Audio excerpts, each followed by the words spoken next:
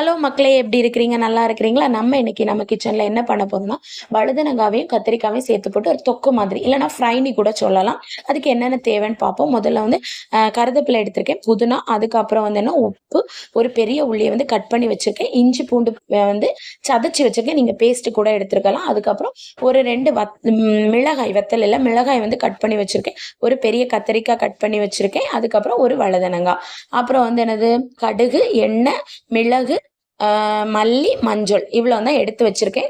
இனி ஏதாவது தேவை வரோன்னா நான் சொல்கிறேன். அவ்வளோதான் ஐட்டம். நம்ம பண்ண போமா? ஸ்டவ் ஆன் பண்ணிவிட்டு பேனை வச்சு இப்படி கை வச்சு பார்த்துறாதுங்க மக்களே. பழக்க தோஷம் விடவே மாட்டேங்குது. சரியா? எவ்வளோ தான் யோசித்தாலும் விட்டுறணும்னு நினச்சாலும் வர மாட்டேங்குது. சரி, எண்ணெயை ஊற்ற வேண்டியதா.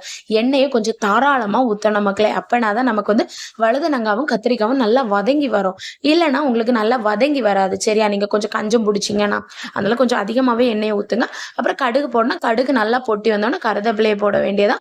கருவேப்பிலையை பொட்டி வந்தோடனே என்னது, நம்ம எடுத்து கட் பண்ணி வச்சிருந்தா உள்ளியும் பச்சை மிளகையும் எடுத்து கையில் ரெடியாக வச்சுக்கோங்க. அதையும் போட்டுற வேண்டியதான்.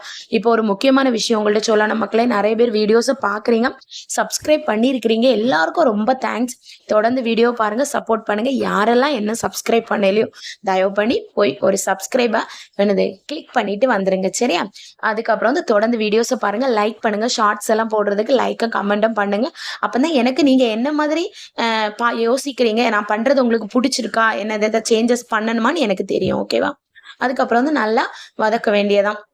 உள்ளியையும் பச்சை மிளகையும் போட்டு நல்லா வதக்கிக்கோங்க. வதங்கி லைட்டாக வதங்கி வந்துச்சு பார்த்துட்டிங்க. உடனே வந்து ரொம்ப வதங்க வேண்டாம், லைட்டாக வதங்கினோன்னா உப்பு போட்டுற வேண்டியதான். உப்பை போட்டு நல்லா மிக்ஸ் பண்ணி விடுங்க.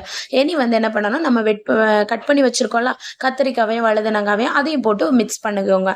நல்லா மிக்ஸ் ஆகணும். அப்போ தான் நமக்கு எண்ணெய் எல்லாம் உள்ளே மிக்ஸ் ஆகி கரெக்டாக வரும். சரியா?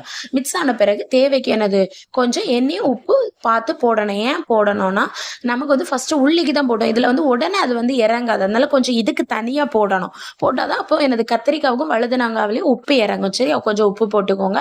போட்டுட்டு மிக்ஸ் பண்ணி விடுங்க. மிக்ஸ் பண்ணிட்டு வேற எதுவுமே இல்லை மக்களே. ரொம்ப சிம்பிளான டிஷ் இது. ரொம்ப ஒரு நல்லா எல்லாம் சேர்ந்து மிக்ஸ் ஆன பிறகு நீங்கள் வந்து என்னது ஒரு மூடி வைக்கிற ஒரு மூடியை வச்சு மூடி வச்சுட்டீங்கன்னா போதும். அதுக்கப்புறம் கொஞ்ச நேரம் கழிச்சு ஓப்பன் பண்ணி பார்க்கணும். நான் கொஞ்சம் அதிகமாகவே லேட்டாகி ஓப்பன் பண்ணிட்டேன். அதனால கொஞ்சம் கரிஞ்சிடுச்சு, கொஞ்சம் தீஞ்சிடுச்சு. அவ்வளோதான். நீங்கள் வந்து கரெக்டாக பார்த்துக்கோங்க. சரியா? அதுக்கப்புறம் அது அழகாக குக்காகி வந்துடும். உங்களுக்கு இவ்வளோ எண்ணெயிலேயே அழகாக குக்காகி வந்துடும். அதுக்கப்புறம் மசாலா ஐட்டம்ஸ் போட வேண்டியதான். நல்ல மிளகு பொடி முதல்ல சொல்ல மறந்துட்டேன். பெப்பர் தூளும் 1/2 ஸ்பூன் போட்டுக்கோங்க. அதுக்கப்புறம் வந்து மிளகு 1/2 ஸ்பூன். ஏன்னா ஆல்ரெடி நம்ம வந்து என்னது பச்சை மிளகாய் ஆட் பண்ணியிருக்கோம். அதுக்கடுத்து 1/2 ஸ்பூன் மல்லி, அப்புறம் கொஞ்சோண்டு என்னது மஞ்சள், தேவைக்கு மஞ்சள் போட்டுக்கோங்க. சரியா? இவ்வளோ தான் மக்களை ஆட் பண்ண வேண்டிய ஐட்டம்ஸ். வந்து வேற எதுவுமே இல்லை. மஞ்சள் போட ஏன் இவ்வளோ லேட் ஆகுதுன்னு யோசிக்காதுங்க. மஞ்சள் தூள்ல ஸ்பூன் இல்லை மக்களே. அது தேடி ஒரே அலைவில் தான் அலைஞ்சி ஸ்பூனை தேடி பிடிச்சி மஞ்சள் தூள் போட்டாச்சு. கை கொண்டு மஞ்சள் போட முடியுமா? முடியாதுல்ல. அதனால தான். சரி, ஏன்னு எல்லாம் மிக்ஸ் பண்ணி பார்த்தோன்னே ஒரு கலர்ஃபுல்லாக அழகாக வருது பார்த்தீங்களா? அந்த கலரே அழகாக இருக்குல்ல. ஏன்னு என்னென்னா நல்லா மிக்ஸ் பண்ணி விட்டுட்டு ஒரு நல்ல அந்த மசாலா எல்லாம் நல்லா அந்த இதுக்குள்ளே நம்ம வெஜிடபிள்ஸ்குள்ளே யாரும் இதாகணும். அதுக்கு நல்லா ஒரு மிக்சிங்கை கொடுத்துக்கிட்டு திருப்பி புதினா நம்ம எடுத்து வச்சிருக்கோம்ல அந்த புதினாவை வந்து என்னென்னா போட்டு மிக்ஸ் பண்ண வேண்டியது. அப்போ தான் உள்ள ஸ்மெல் எல்லாம் ஏறி வரும். சில பேர் லாஸ்ட்டு தான் போடுவாங்க. நான் பொதுவாகவே குக் பண்ணிட்டு இருக்கப்பவே போடுவேன். நல்லா மனம் ஏறி புதினாவும் வெந்தெடுத்து நல்லா வரட்டுன்னு. அதுக்கப்புறம் என்ன பண்ணணும், மூடி வச்சு கொஞ்ச நேரம் மூடி வைக்கணும் மக்களே. அப்போ தான் திருப்பி அந்த மசாலா எல்லாம் போகும். ஏன்னா நான் அதை வீடியோ எடுக்க மறந்துட்டேன்.